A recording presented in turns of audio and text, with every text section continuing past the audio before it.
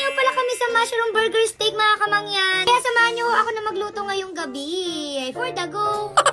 Tinanganiw mga kamangyan, bala rin yung ating mini kitchen at diyan ho tayo galuto. And tingnan nyo naman yung aming view. Sabi, sobrang ganda and sobrang nakaka-chill. Pati pakinggan nyo yung sound.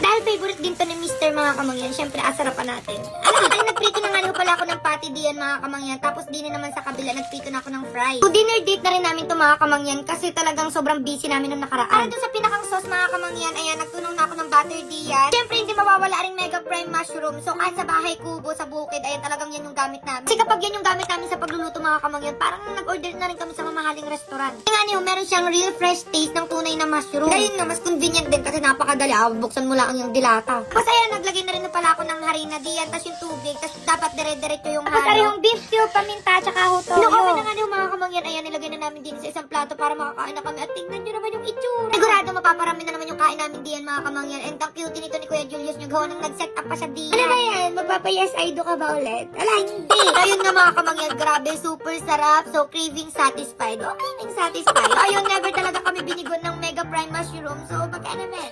Alam mo ka mga kamangyan, habang natanda na tayo, talagang mas na-appreciate ko yung ganito, yung antahimik, may time kayo sa isa't isa, wala kayong ibang inaisip, kundi wala, kwento-kwentuhan lang kayo. Sobrang nakakatuwa kasi para lang kami nagaligawan din eh. For the go!